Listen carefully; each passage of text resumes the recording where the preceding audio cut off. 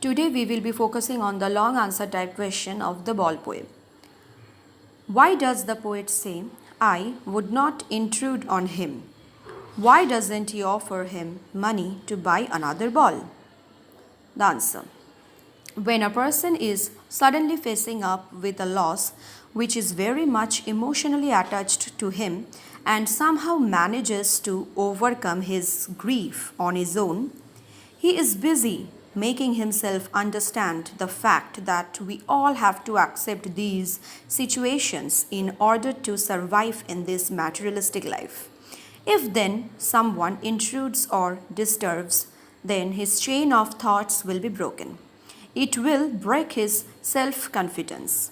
Moreover, self consolation, realization, or understanding is more effective and lasting than when it is done by an external agency or a person.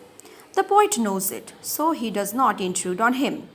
His offer of money to buy another ball is useless, as the boy wants the same ball, as because all his memories are attached to it.